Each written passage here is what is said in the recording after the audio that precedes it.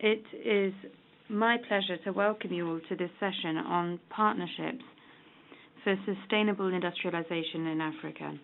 Lessons from operationalization of the African Continental Free Trade Area in the least developed countries. This is the 82nd session of the forum. My name is Dieudonné Désiré Sougouri, and I am the Ambassador and Permanent Representative of Burkina Faso to the United Nations, the WTO, and the Swiss Confederation.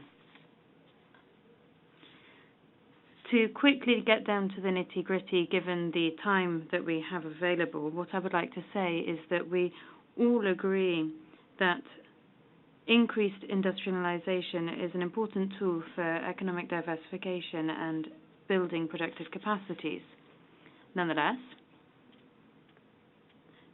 industrialization, if left unchecked, could result in negative environmental impacts. The AfCFTA represents a significant economic response to the financial issues of Africa and economic issues. It aims to bolster cooperation and economic integration on the continent, which is one of the most affected regions with regards to the changes related to climate change. In the current context of the acceleration of environmental degradation and climate change, the AfCFTA, given its importance, must serve as a lever for sustainable growth on the continent, in line with Africa's Agenda 2063. Broadly speaking, achieving sustainable development in Africa must entail quickening the pace of industrialization in a way that is sustainable and which protects the environment. To do so, we will need to promote green industrialization via tangible actions, including greening production and logistics, increasing the use of renewable energy, and shortening value chain cycles to reduce environmental footprints. In this context, this session aims to do the following. 1. Share perspectives of partners on implementation of AfCFTA, particularly the efforts aiming to use AfCFTA as an instrument for advancing green growth. 2. Assess the role of national implementation arrangements generally and in terms of advancing green growth within the free trade area in particular, in order to review progress via national implementation committees. 3. Share perspectives on the role of trade-related technical assistance, particularly national implementation arrangements in efforts towards using the AfCFTA and advancing green growth. In order to speak of this important topic, we are privileged to have a distinguished panel of speakers covering a range of perspectives. They will share their points of view and insights at this session. We have Ms. Ngon Diop. She is the director of the Sub-Regional Office for West Africa and the Economic Commission for Africa. She's based in Niamey and covers the 15 West African countries. She's an economist and an expert in policy development with over 20 years of experience and a track record in policy formulation based on results on poverty reduction, inclusive development, gender equality, and the empowerment of women, as well as demographic dividends. We also have with us today, and I think he's now arrived, Mr. Richard Niwanshuti, and apologies for the pronunciation. He is currently the Permanent Secretary of the Ministry of Trade and Industry of Rwanda. He is an expert in project management and SME development, specializing in financial and non-financial advisory for SMEs. His work is SME-led and market-oriented for SMEs. he works in services for business development and access to finance. Over the past 14 years, with your indulgence, I would like to say that Richard has worked closely with business planning and project implementation within various sectors with a focus on SME portfolios. Another distinguished guest we have with us today is Ms. Annette Sesimuwemba, who is currently working as the Deputy Secretary General in charge of Customs, Trade and Monetary Union at the East Africa Community Secretariat. Prior to that, she was Deputy Executive Director at the Executive Secretariat of the Enhanced Integrated Framework at the World Trade Organization. She is an accomplished expert in trade and development with proven experience in leading regional and international organizations as well as the private sector. Then our fourth guest is Professor Dirk Willem Tevelde, who is a Principal Research Fellow and Director of the ODI's International Economic Development Group, the Supporting Investment and Trade in Africa Group, and the Supporting Economic Transformation Program.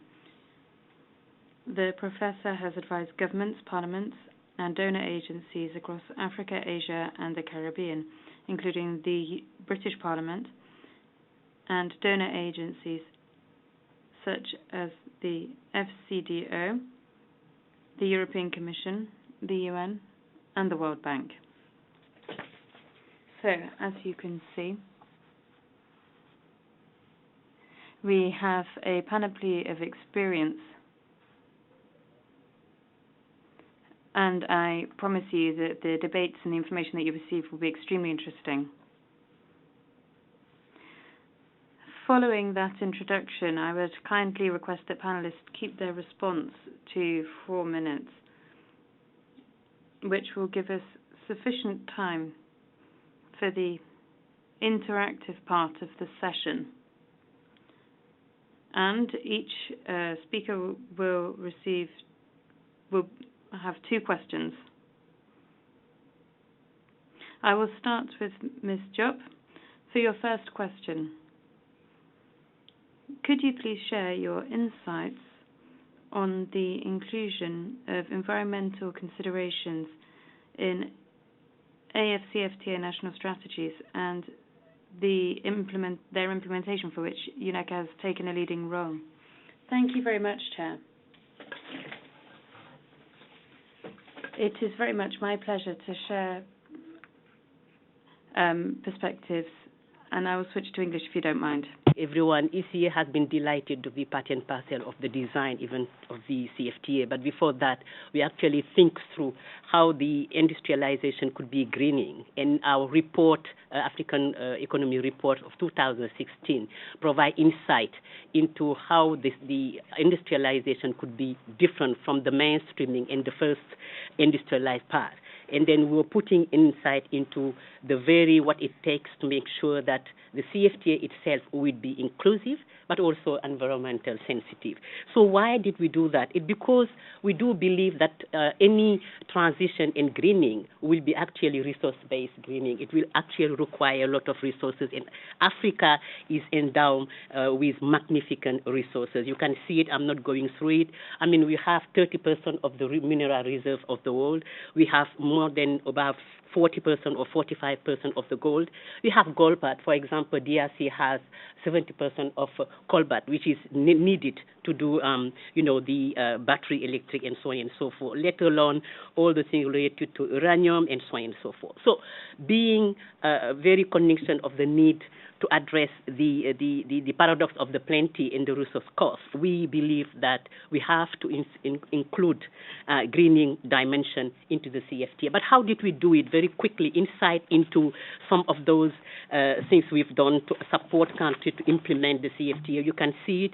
We have been at the forefront of supporting countries. Right now, we have 47 countries that have ratified the CFTA, but we've done it for the African Union, which is the political arm of the continent. continent. And we have so far provided technical support in the formulation of national, bringing also the environment. You can see we've also identified some sectors that are actually critical to harnessing the country's resources and accelerate the pace and path of CFTA implementation. And in so doing, we've identified all of them by knowing that each of those, not only they are important to harnessing business, but they are really important to bringing the greening one.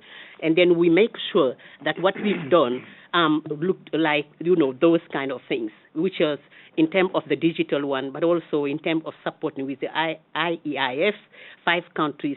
But within that support, we've also brought the greening part, and I'm going to give detail of it. Not only with supporting with friends, thanks to the IEIF project, 1,000 officials, but we make sure that the whole issue of the greening are included. And here it is. Here you can see what we've done. Not only we do the whole things of the knowledge product, the thinking around that in terms of the regional value chain study, making sure the greening part, when it comes to the whole thing we actually are taken into account. And this one we did it in partnership with UNTAC. But also what is very important is what I'm going to show you, and is the last one, how the environment protection and all that were taken into account. Here are very critical, specific examples. For example, in Senegal, we've made sure that the environment protection strengthened in the whole process of implementation of the CFTA by making sure that we train them, but I'm making sure that all those sectors I have already mentioned, being energies and being also food production and so on, take into account the environment thing. For Niger, environmental impact study and creation of a green fund was developed along with the implementation of the CFTA and making sure that renewable energy, water and passe are the fundamental things to do. And here are the perspective we have engaged in, battery mineral value chain, again using the CFTA as an anchor because, as I said, we have 70% of the world coal, but which is critical to producing battery. And here, whatever we do here is actually mineral value chain, making sure that we move from those gas emission and so on and so forth, and solar energy as well, harnessing the continent, magnificent wealth and so on. This is actually, in a nutshell, what we are doing right now in a very concrete way, and we are seeing some very powerful results towards sustaining and greening industrialization on the continent, hastening and unlocking the continent resource endowment. Over. Merci, Madame. Thank you very much, Ms. Job.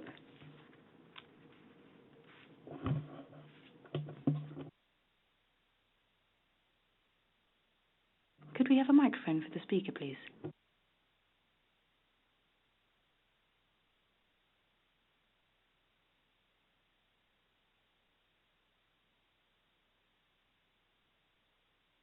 Monsieur Niwentutsi. I now turn to Mr. Niwenshuti. Could you please share Rwanda's ongoing initiatives in terms of green industrialization, including circular economy initiatives on e-waste management and the outcomes that have emerged from these? Thank you. Merci beaucoup. Merci beaucoup, Monsieur le Modérateur. Thank you very much, Moderator. First of all, apologies for arriving a little late. I was asking if I could speak in English. Invitation to participate in this quite intriguing subject, discussing the rollout of the CFTA, but also mindful of our climate. And as asked, what are the initiatives that we as a country, as Rwanda, we are driving? I want to probably pick it from a different angle and say, as we start the domestication of the CFTA, we also need to be domesticating it to the core sectors that the continent has vital opportunities, but also meaningful to the market that we are operating in.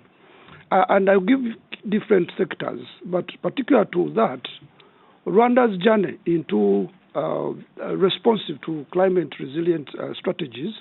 We have already redesigned our green growth strategy and climate resilience strategy in a manner that some of the sectors that make sense to us have been the low-hanging fruits to consider in terms of this aspect of considering our mother nature. And I'll pick up some of them, but definitely there are a couple of them. One, if you look at mobility on the African continent, you will definitely find multiple of them, but among them you will see use of motorcycles and vehicles. And if you go to motorcycles, you will ask yourself, why can't we transition from fuel usage to electronic mobility of a motorcycle?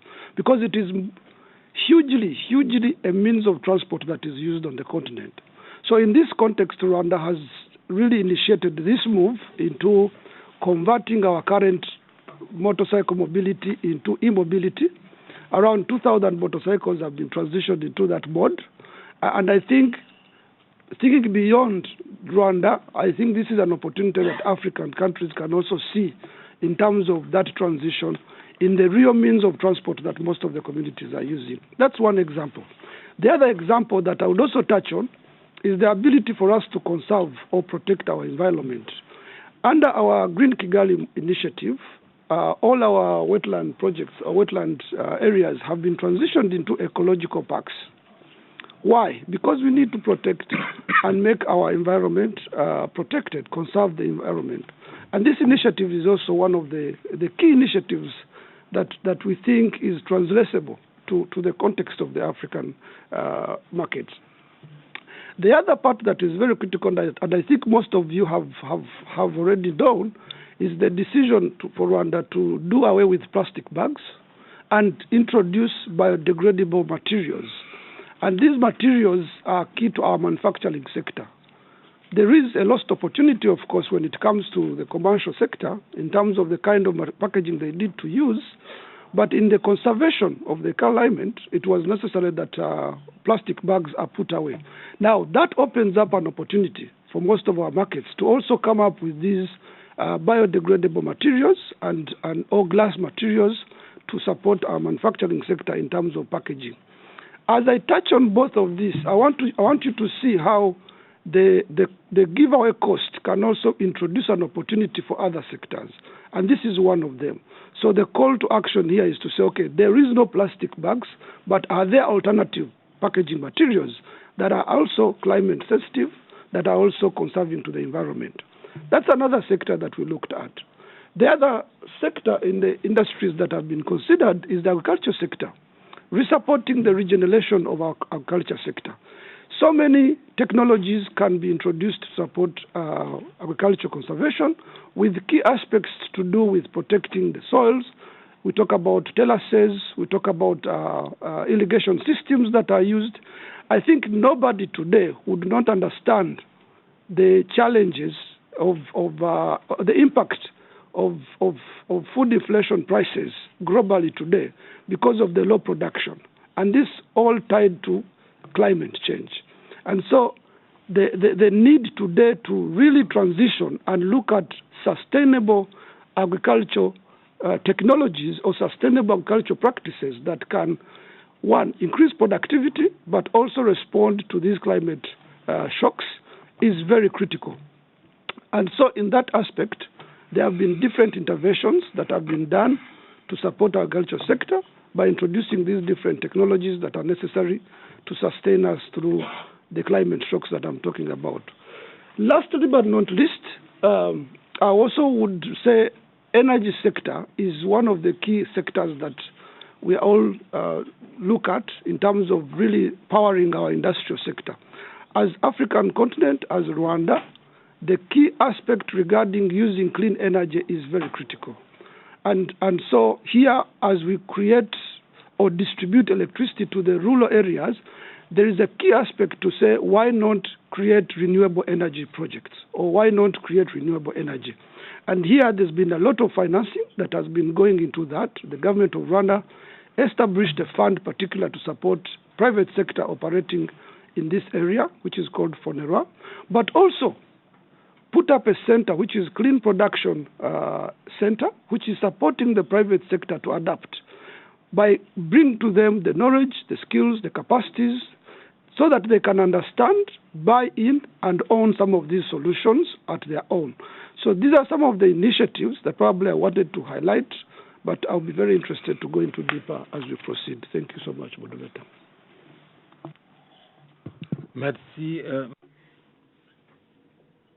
Thank you very much, sir. Thank you for having shared those encouraging examples from Rwanda. Rwanda is making green industrialization and circular economy efforts that really could be examples that should be shared with other LDCs.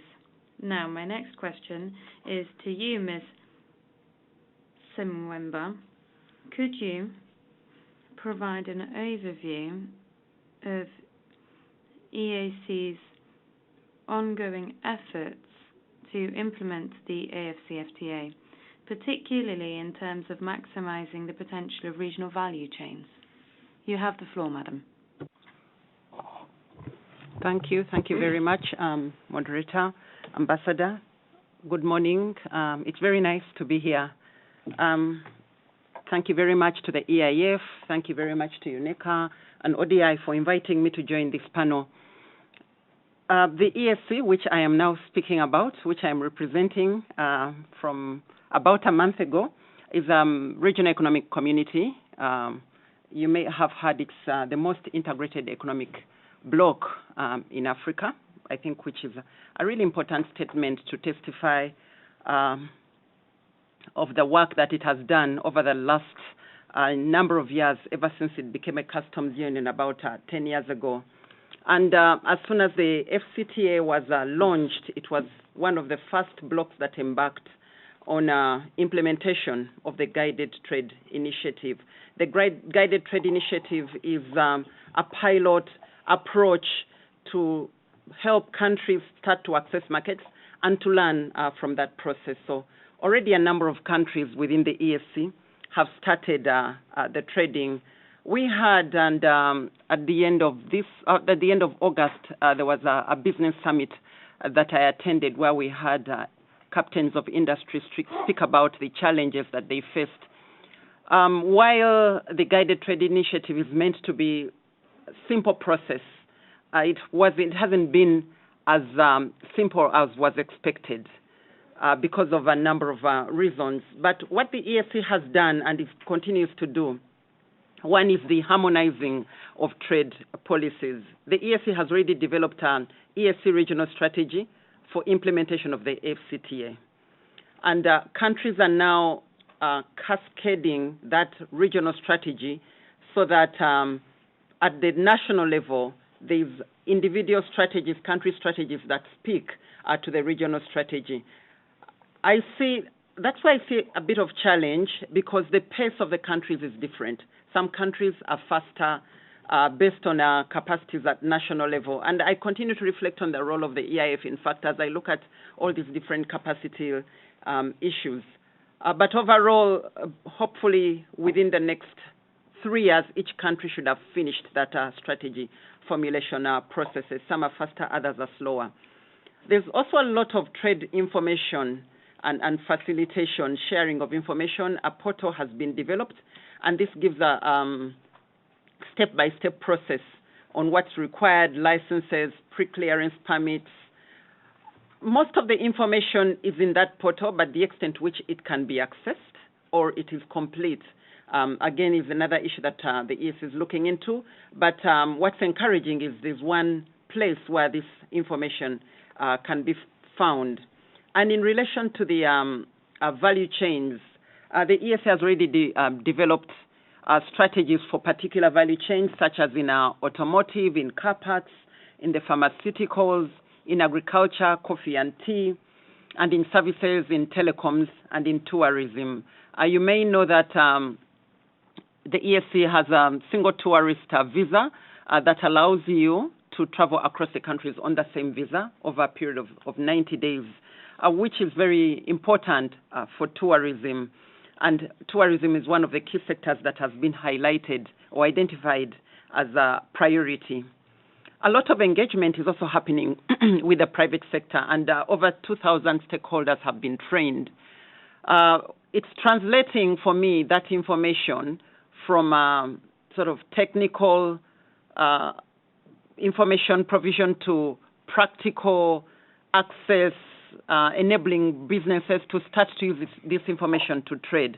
And that's where we're working with the countries to identify particular companies or businesses that can be handheld so that we walk along with them towards from origin of the goods until the destination to try and understand what the challenges would be. So there's a lot of private sector engagement, and if any of you watched the summit that we had, which was also on the AfCFTA at the end of August, we launched high-level technical working group, which I am going to be chairing, bringing together the private sector, key private sector organizations, as well as the Secretariat and the public sector. And the purpose of this technical working group will be to identify the challenges, to devise the solutions, and to assign responsibility for implementation. We will be starting meetings for this technical working group within this month. Infrastructure, very, very important for the AfCFTA. As you know, infrastructure is one of the biggest challenges in the region, not necessarily within East Africa, but broadly within Africa. There are a number of projects. There are over 200 infrastructure projects that have been identified that are linked to promotion of trade within the region around leyways, the standard gauge layway, around crude oil pipelines, road capacity development, a number of transit corridors. All of these projects have been packaged. The biggest challenge is financing. So the region has identified what it needs, and the prioritization process has happened, but it is the financing of these infrastructure projects. And there's a proposal to develop an ESC infrastructure fund where resources will be directed and utilized to address these different infrastructure projects. Of course, we're taking into account the importance of monitoring, and evaluation, and a results-based management system has also been developed at the ESC, where we are incorporating different elements of AfCFTA implementation and then monitoring to assess how that implementation is happening. Investment promotion, promoting the ESC as a single investment destination, specifically in these sectors that are priority for the AfCFTA, and working very closely with the different investment promotion agencies in the country. And finally, on e-commerce and digitalization, the ESA has also embarked on implementation of a regional e-commerce strategy. A major takeaway has been for me, at least in the last month, how many strategies and policies and plans have been developed vis-a-vis how much implementation has happened for those different policies and plans and strategies. And putting a lot of emphasis around that area will be very, very important, mobilizing resources so that these plans could be implemented. They are very good plans. They will deliver very tangible benefits for the citizens, but it is the resources that are needed to deliver these plans, and the partnerships then that need to be forged, working together to leverage funding, so that the ESC would be a major pillar for implementation of the AfCFTA, and a major rake for the African Union. So those are key highlights I want to share. Thank you.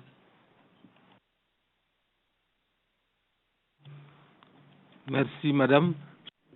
Thank you. I think I'm going to start using yellow and red cards. There's an awful lot to say, but we do have to bear our time constraints in mind. I would like to thank Ms. Mwemba for having given us this insight into what needs to be done in order to maximize the AfCFTA's potential in her region. I would now like to give the floor to Professor Willem Tevelde. Professor, could you please share your views on the current state and the importance of effective implementation structures for the AfCFTA, especially in the light of advancing green industrialization initiatives? Thank you very much, moderator, and also thank you very much to the Enhanced Integrated Framework for collaborating on this session. Let me answer your question in four brief points.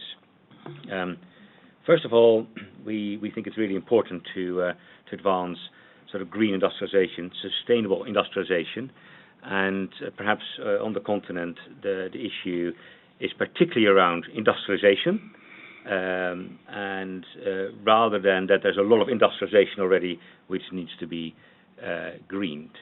Now there are lots of opportunities there. So there's a renewable energy grid in Kenya, for example.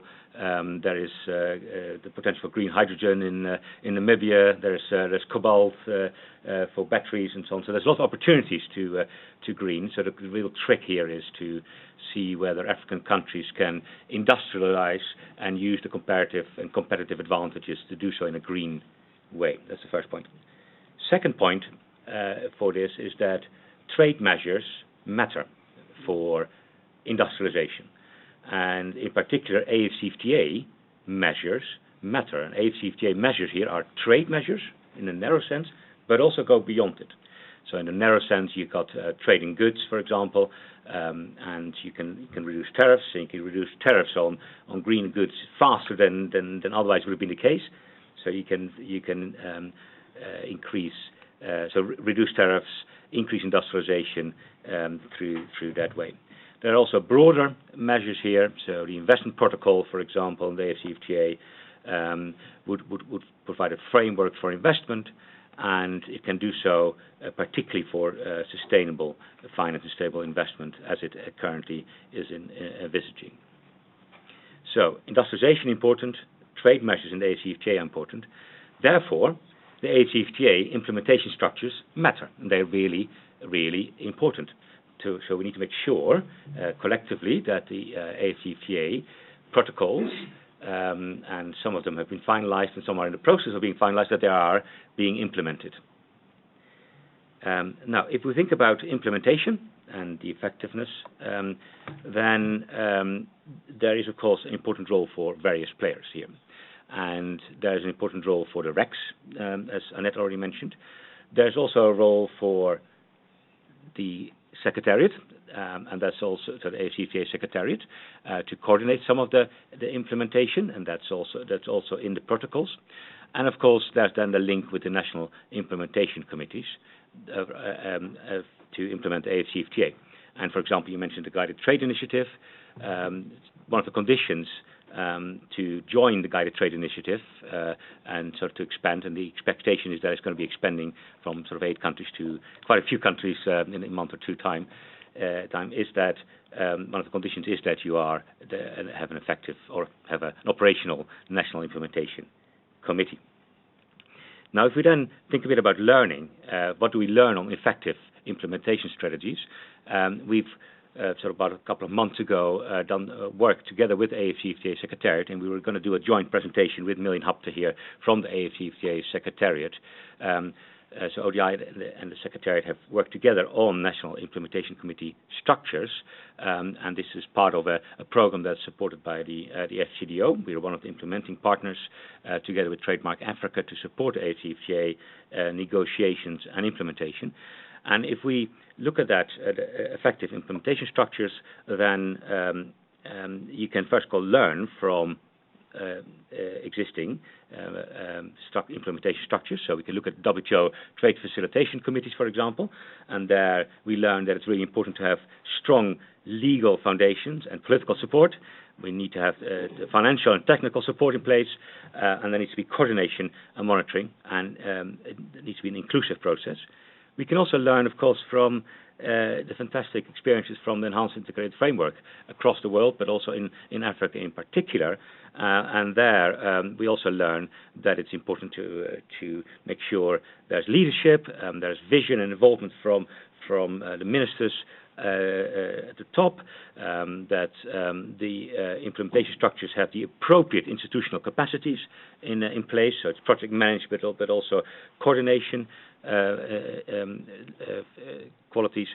And of course, we also need to avoid complicated structures or duplicative structures as well.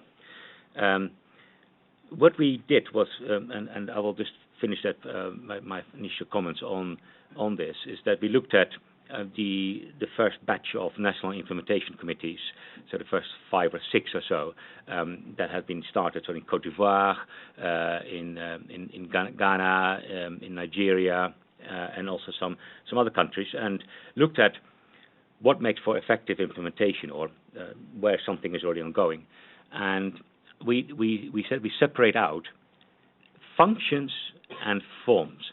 It is quite important to say, well, look at the forms, right? So, that's something that works. Let's do that.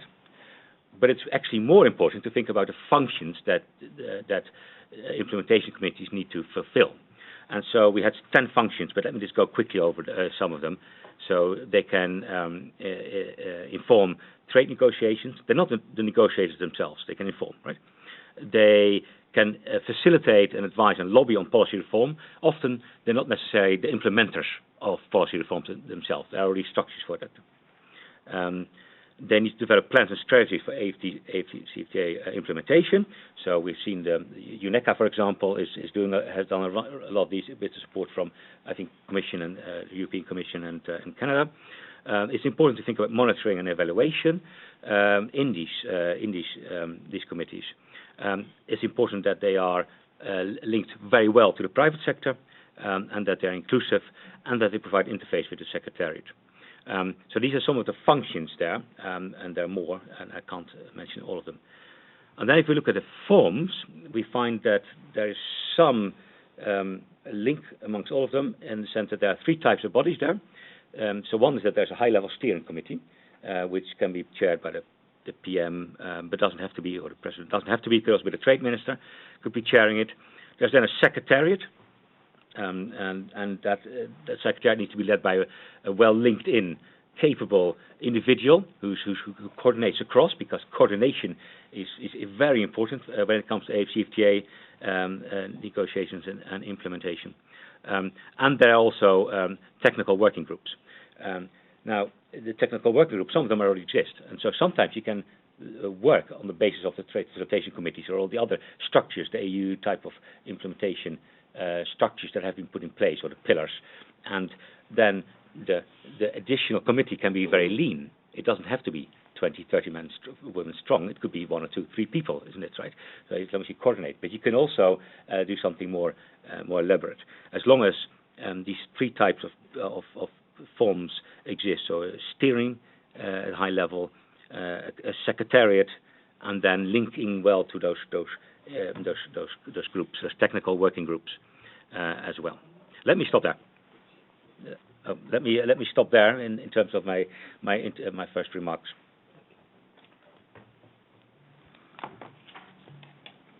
Merci, Professeur. Thank you for having talked to us about the need for implementation measures in the context of the AfCFTA. We're now going to look at a second round of questions, and given the time, I'm going to give our panelists 2 minutes each to answer the second round of questions, and I will start with Ms. Diop. Could you say what UNECA's outlook is in terms of future work to support the key areas of importance of industrialization in Africa, including strengthening regional supply chains, removing trade barriers to environmental goods and services, and deploying regional energy and circular economy initiatives? I will be very quickly. I will say that we are now engaged in research to see what we can do in terms of countries' comparative advantages. Let's take one example, electric batteries. We carried out a study which showed that we have what it takes in Africa to have mineral electric batteries, and this would be part of green industrialization. So the idea is to have a value chain involving the DRC and Zambia. Why? Because the DRC has the cobalt that we need for such batteries. The same is true for value chains in West Africa. What we do is use the relevant protocols on rules of origin, for instance, to make sure that these value chains are not in any way undermined. we're thinking not just of countries, but of the whole region, this in terms of our mandate. Thank you, Ms. Diop, for having given us a brief statement on the question put to you. I would now like to move on to Mr. Niwenshuti. Could you give us some insights on Rwanda's future priorities for advancing green growth, particularly in light of attracting investment to areas of critical importance such as renewable energy? You have the floor. Thank you so much. I think to achieve our national target of reducing carbon emission by 38% in 2035, there's going to be a strong collaboration with the different private sector investments. As I mentioned, it's not going to be different from the previous sectors that I mentioned. E-mobility is one of our priority sectors, renewable energy, agriculture, technologies. These are very key sectors that play a key role. And so strengthening our partnerships, not only with the private sector, but regional value chains and global value chains is very critical. That's one key element. And to get clean energy or power our industries with the sustainable renewable energy, there is a huge investment that has to come into that. So it's very critical that we attract green financing in these areas that are powered in the industries. And I like what Dick William mentioned. Africa is at the stage of industrial development. The opportunity is now to determine on what kind of trajectory that our industries take, which is different from most of the modern markets where industries now have to rescale on their energy utilization. Here, it is to opt now for the cleaner energy usage, and that is the opportunity that Africa has. So, in a nutshell, there is strong collaboration with the private sector. There is common understanding of the tapping of the value chains that we're talking about. If there's opportunities in a specific country in Africa that can provide the required resources to be traded with another country on the African continent, already that is a determinant of the intra-Africa trading. And so the sectors are the same, the opportunities are there, and I think for the industrialization part, for renewable energies, I would say it is now for Africa. Thank you.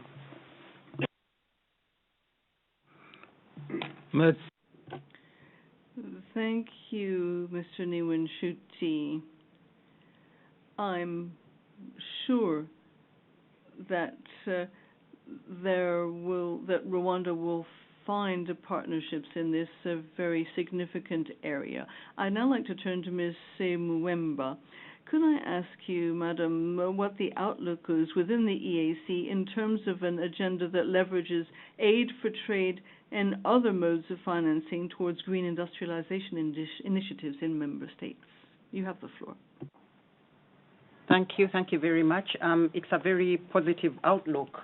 And I will use only two examples to illustrate this. The first example is in the poultry sector, where there's an initiative that has been started to turn the waste from the tanneries of hides and skin. That waste is being turned into poultry feeds.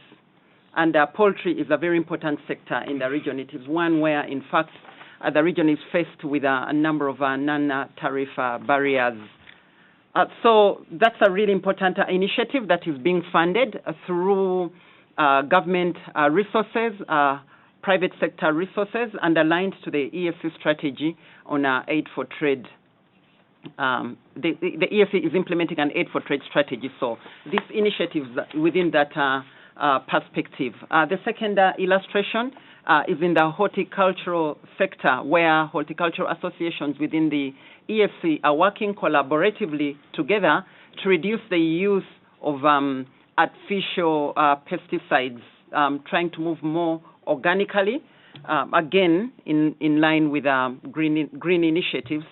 And this is a pilot initiative as well with the bigger horticultural farms, but it is expected that as a secretariat, we're working closely monitoring with these associations to try and help the smaller ones as well learn from that initiative. Those are just two good examples of how the region is moving towards green initiatives in very targeted sectors that are important for the region. Thank you.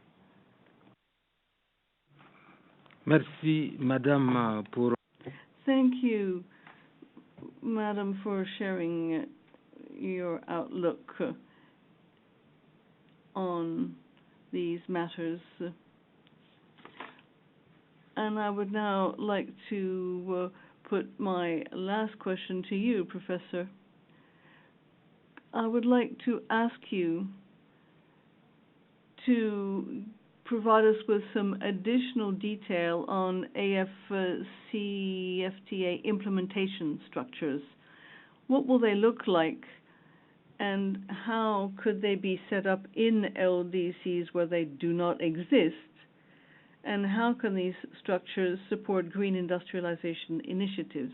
You have the floor. Well, thank you very much indeed. And I think so to support the AfCFTA implementation and support structures, of course, important to realize that there are different types of sources of finance, and I've supported a World Economic Forum Africa meeting, a few of them, to galvanize private sector support, for example. So there's also private sector action, and they think about a private sector action plan towards the next Davos summit, and thinking about how the private sector can support all the regional value chains that the Secretariat has suggested are important to develop. That's the private sector. I think it's also important to think about, of course, the public sources, and in some countries, national budgets are earmarking finance for the implementation structures, and there's a lot of political momentum behind the implementation of the AfCFTA, and this goes beyond just being a narrow trade agreement. It's more than that. It needs to lead to industrialization, so there's more than that. And of course, then there are also donor resources, and so we did a paper about a year and a half ago as part of our program, and then we sort of discussed and talked to a range of financiers, and we counted around $140 million that was going into sort of the support for the AfCFTA negotiations and implementation. So there are major donors like the Commission, but there's also the USAID and others, the UK and others. And then, of course, it's important to sort of learn, from the previous discussion, on what is important, and I think these two tiers from the Enhanced and Integrated Framework is quite interesting. So you think a bit about sort of the institutional capacities in country, so you need a bit of support for that. If you don't already have that, some countries don't need that. So South Africa already has implementation structures in place and don't need that support. But in other countries that they may not have that. So you may have to think about a tier one. And of course, the implementation structures. It's not about institutional structures alone. You also need activities. So it also needs to be support for certain activities. So that needs support as well. So more like the tier two type of work. And so what our work did, and I'll finish with that, is basically with the Secretariat. And by the way, our paper from a couple of months ago is on the website from the AfCFTA on the sort of knowledge products. It basically informs sort of a guide for the formation and operation of national implementation committees. And there's sort of a note for BAL, and there's sort of 5 issues in there. So what are the steps you can take? So one is form multi-stakeholder committees or re-energize existing ones, but that's the first one. Secondly, develop a clear mandate. And that's not always clear in all countries, right? So that you need to have a legal mandate behind these. Then provide adequate resources, and the two are linked. That's very important. Then fourthly, engage in consultation and outreach. And fifthly, monitor and evaluate. So those are sort of the 5 steps that are being suggested by the Secretariat to countries, to member states, to start their implementation committees. And I think that requires support from a range of supporters, financiers, national budgets, work with private sector implementation, but also donors, and to channel the donor support into those buckets of support. Thank you. Merci, Professeur. Thank you, sir, for providing us with these details. I'm sure that this will be very useful for LDCs where they do not yet have implementation structures. Ladies and gentlemen, we have come to the end of the section in which our panelists answer questions, and I would like on all our behalf to thank our speakers and congratulate them on having given such pertinent replies to my questions and for having managed the time so well. I would like to now move on to the Q&A segment. I would now like to open the floor to our participants.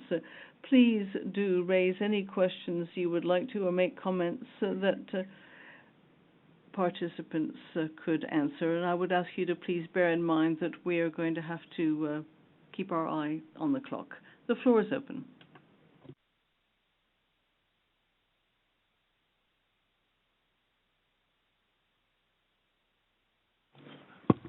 Oui, Madame Présidente. Could I ask you to please introduce yourself and then ask your question? Thank you. Thank you, and good morning to everyone. I would like to take this opportunity to thank the panelists for what they have shared, and the information they have given is so important. My question has to do with what Mr. William ODI said on the National Trade Facilitation Committees.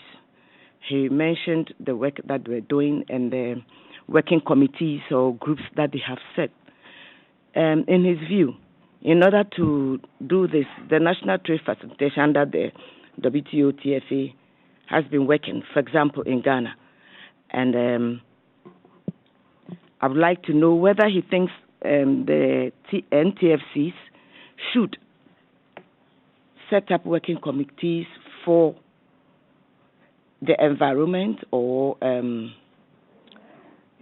special working committees that will focus only on the environment or green transitions. Because right now, the NTFCs are not that strong, but they are now coming up. And how does he think they fit in to the green transitions? Is there a need for them to set up these working groups to fit into this green transition and industrialization? Thank you very much.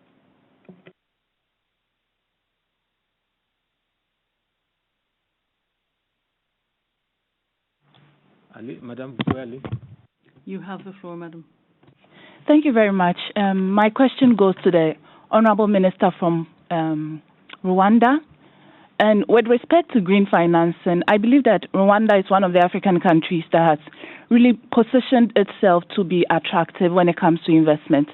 So in the spirit of peer-to-peer learning, I'd like to find out how the government of Rwanda has been able to mitigate some of the risks that some other African countries are considered to be and are therefore not very attractive when it comes to green finance and attracting investment. Thank you.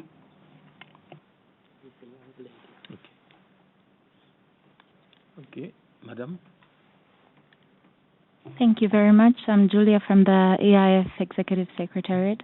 My question comes looking at the global value chains, where the dynamic is that there are some countries that have remained to be exploited, seemingly exploited, because they're at the lower level of the value chains, whereas the developed countries which are more industrialized seem to benefit more from the whole value chain process.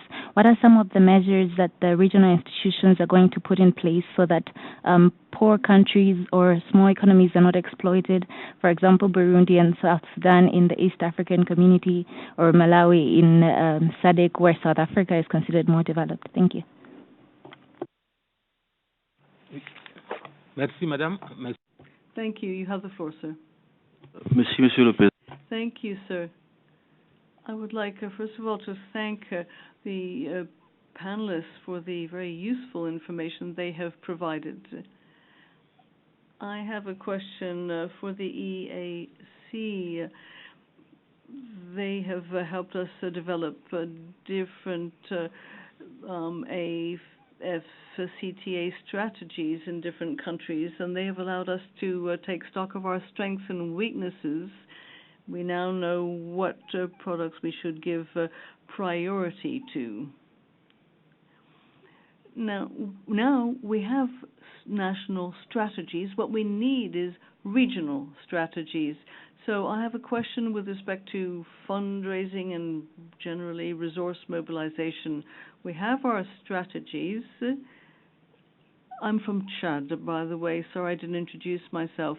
We, LDCs, have great difficulty in actually implementing these strategies.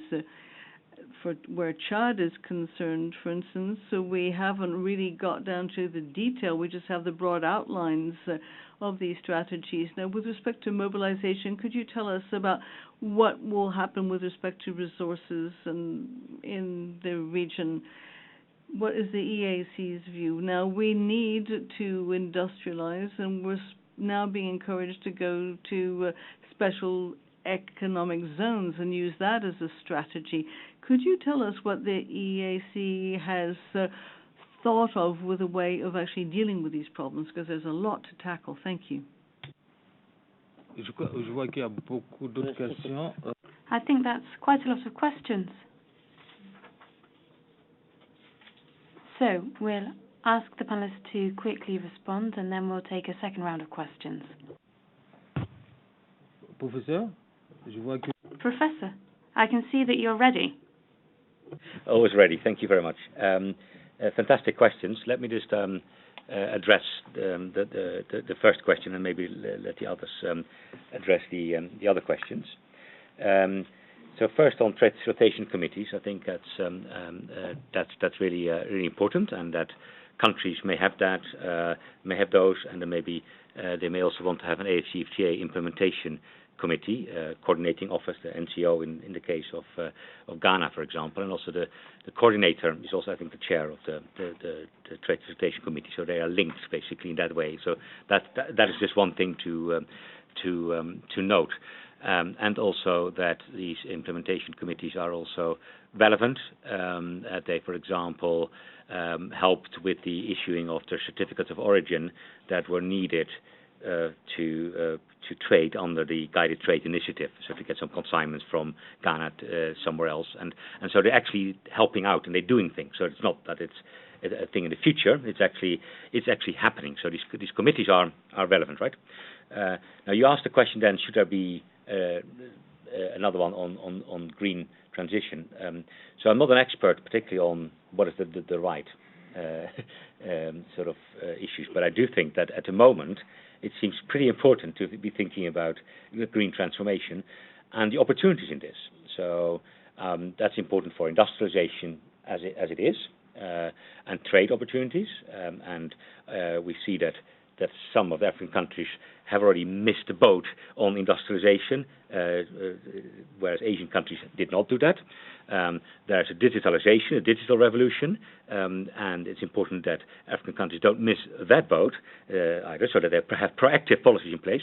And I would say the same about the green industrialization, and because countries around African countries are taking green industrialization seriously, and in doing so have sometimes also protective measures put in place, or subsidies or others, and so it is important to think about proactive measures here, and I would say the market-friendly proactive policies, and therefore to understand where different type of African countries stand in the green transition. What are the comparative and competitive advantages? So if you are close to renewable energy source, you can use that to industrialize. For example, if you have a comparative advantage in particular green sectors, that would be fantastic. Or you can build your dynamic comparative advantage in particular sectors. So I would say for trade facilitation and to be safeguarding your exports in the future, I would say it's pretty important to think about a green component to this,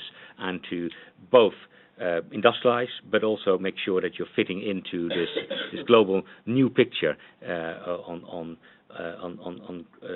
green transformation, and that it's almost like a new Green Deal, right? So you need to both industrialize and it needs to fit into this green, sort of the green structure. So those two things together are really, really important. So I would say I would encourage that if it already doesn't exist in the existing formats. Merci, Professor.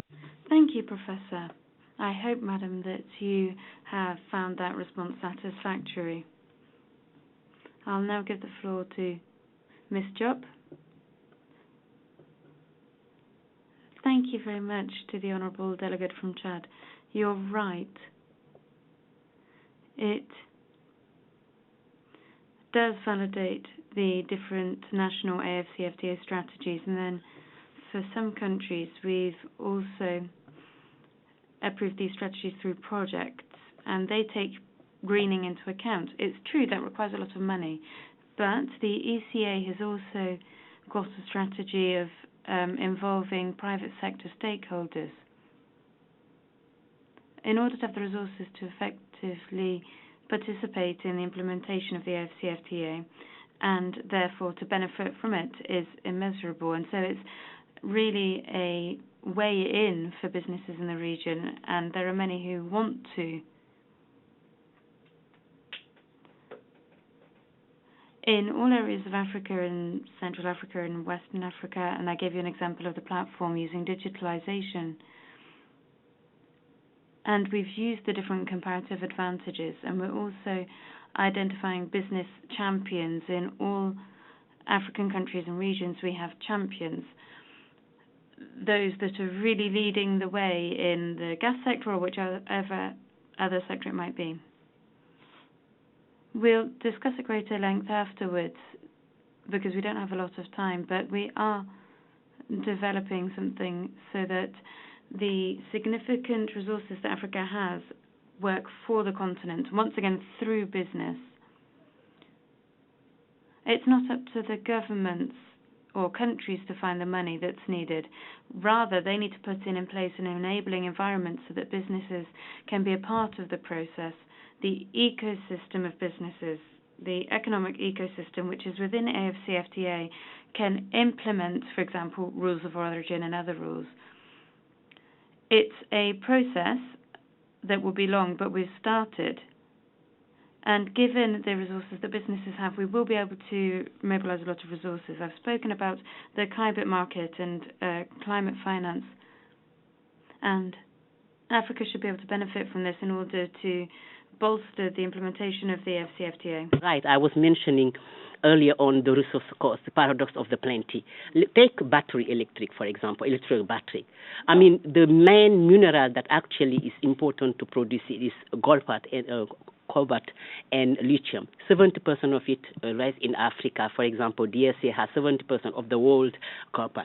So what we're trying to do is address that resource cost. We have been starting long time ago, but right now with the value chain, battery value chain, identifying those countries that have comparative advantage, namely Zambia and DRC, we're doing the value chain, regional value chain across Africa, Southern Africa and Central Africa, with a view to promoting that value chain production on the continent instead of selling it on, raw material and so on, which prices are effectively low. So building on those kind of things, we're also trying to identify, and we have been doing it in different way, other comparative advantages, but also bringing together the national, and he touched on the question he raised, the national and the regional one. So the regional value chain matters, taking into account the greening aspect, building on the comparative advantage, harnessing Africa's resource endowment. So resource-based, and across the board, you will see for the transition you do need resources, like even the solar energy. We are under with many solar energy, the groundwater, and so on and so forth. So there are many ample, concrete, strategic, forward-looking strategies we are actually putting in place, and we do think that not only we have results so far, but impactful results that speak to the issues of sustainable industrialization. But I can give you, again, more insight, B2B, because of the time and constraints. Thank you. Merci, Madame, pour Thank you very much, Madam, for those answers. I hope that they will have been useful to you. I'll now give the floor to Mr. Nuansiti to answer the questions that have been asked. Thank you. So much. I think the question was about managing the risks around green financing. One thing is very critical, that we have to make choices on the kind of investment that we are attracting for. As I mentioned, the initiatives that have been put forward, be it in our investment strategy, our investment code, now translated into our CFTA strategy as a country, are all geared towards where we see the potential investments that can really be attractive to the private operators. But definitely there was also a need for, and I think Madam Diop touched a bit on that, there's a further need to really have clear studies that determines the viabilities of these projects, not only tapping into the local market, but also looking at the regional value chains that provides the raw materials, the resources that are needed. So green financing, as it sounds, it's really like a dedicated incentive to support our transition, but there is an opportunity that needs to also tap into the viability and the giveaways that comes with that. And that's where I would say some of our investment promotion agencies that are working on. We have a one-stop center under the Rwanda Development Board that really provides you a leeway of understanding our investment areas, talk about renewable energy, talk about low-cost housing for opportunities, transport, but definitely take it further and do a bit of a project analysis and resource sourcing, output sourcing within the country or even the region, and then tap into the available financing packages that are available locally or internationally. There's something that I'll probably touch on again. In the move to transition, we've also thought about the conversion technology around e-waste management. And we have one of the state-of-the-art e-waste facility that we also thought that it is better to think, how do we get even the hazardous materials that we currently are using into a reusable state? And so we have an e-waste facility that is doing that, targeting to at least be recycling 10,000 tons per year. And it touches on the batteries that we talk about, touches on electronic materials, the plastic materials, and really transition them into something else, reusable or converted into other products. Again, these are some of the projects that in this transition mode, you will find that attract financing and probably have low-cost capital that goes into them. Because, yes, we have to go green, but then there is a cost of transition through that. So maybe that's where the difference would come. There is a new project that needs funding, but there's also a cost that goes into transitioning into these alternative options. I hope I can also further discuss this with the participants later. Thank you, moderator. Merci. Thank you very much for those answers. Ms. Semimamba, I'm sure that you have something to say on the second round of questions. We just have 5 minutes left, and I hope that we'll be able to fit the responses in that time. You have the floor, madam. Maybe 30 seconds. I think the participant from Chad mentioned the importance of regional strategies for the FCTA. And as I mentioned that at the ESC, we have that regional strategy that's being cascaded at the national level. But beyond that, we're also looking at a tripartite FCTA strategy. So the ESC, SADC, and COMESA having one strategy targeted at the FCT. And I think that would be very important considering that some of the countries belong to different regs. So maybe ECOWAS, that's a role that they could take up. And lastly, there was also an issue on countries that may have different capacities for implementation and whether some of those countries are not left behind in some ways.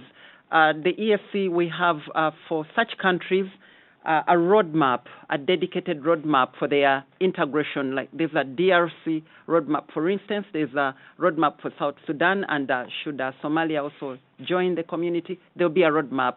And we monitor the implementation of these roadmaps. For the FCT, I think what will be important is, in the end, how many businesses are trading, how much tonnage is moving across countries. There's a lot of action and plans and strategies, and translating those into reality. For me, that's going to be critical. Merci, Madame. Thank you, Madam, for that answer. I think that there are quite a few questions left. I think we'll take two more. We have 2 minutes. You have the floor, sir. Merci. Je me nomme Monsieur Zengeze. I am the head of an NGO in Cameroon, And I would like, first and foremost, to thank all of the panelists for their wonderful speeches and everything they're doing institutionally and nationally. And what I'd like to know is, within the regional plans, is there a technical structure? Can they absorb the transfer? Are they going to be able to instrumentalize what currently exists today on a technical level? Second and last question. Please go ahead, sir. My question is there a publicly available platform where the public can see the progress and impact of the AfCFTA?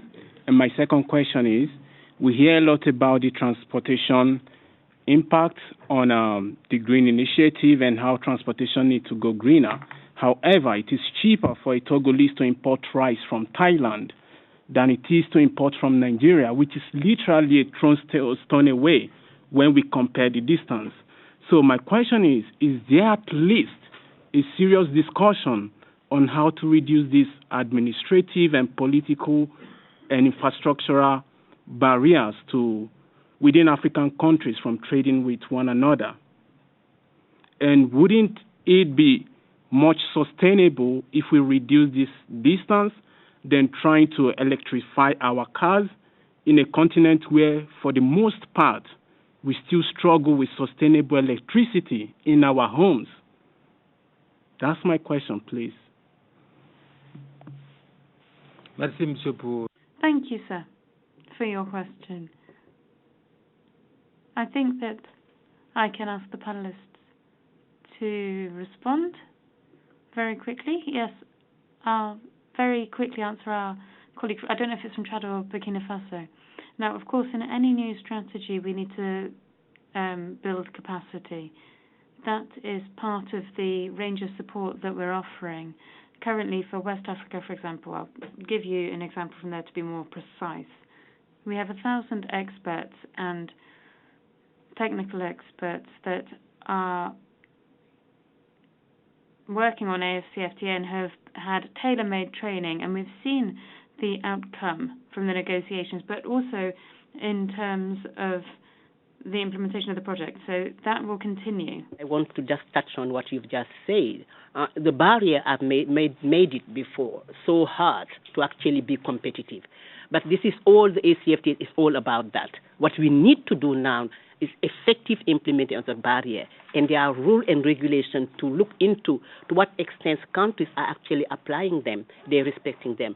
The rule of origin is the one, and the barrier that actually have to, when you bring things from within Africa. So if we implement it very well, it will be cheaper to buy actually goods and services and trading among Africa than elsewhere. And all the other groups actually have done the same. And I think for the electricity, solar energy, ECA is also investing with Afrexim Bank in that, to be able to harness the sun we have, that natural resources, actually, and provide electricity or energy, which is green energy, to the African population. So I think time is up. I'm going to stop. Okay. Professor, le temps est véritablement... The time is really up. Our interpreters have already been working hard, and I think that Ms. Job has provided the answers to the questions that were asked, so we will perhaps wrap up. And I would like to warmly thank our speakers for joining us today and for having shared their valuable insights. We have indeed demonstrated that green industrialization must be prioritized in African LDCs. In parallel, we've also outlined the substantive efforts that are currently being made from a regional perspective in the EAC and across the continent. Rwanda has also provided a good example of national efforts, which could be replicated in other LDCs where applicable. The AfCFTA's potential is immense, and it is critical that this is leveraged on all fronts. Green industrialization is an aspect that must not be forgotten, and national implementation will play an important role in exploiting the full potential of the AfCFTA. I'm confident that the perspectives shared will lead to substantive commitments in order to achieve the dual objective of sustainably industrializing the continent and urgently addressing climate change. I would like once again to express my immense gratitude to our panelists for having graciously shared these insights with us. I would also like to thank our participants for your active engagement. Special thanks also to the interpreters who have made every effort to ensure effective communication. The interpreters, thank you very much, sir. And I would like to wish you all a very productive end to the public forum and a restful weekend. Thank you very much. The session is adjourned.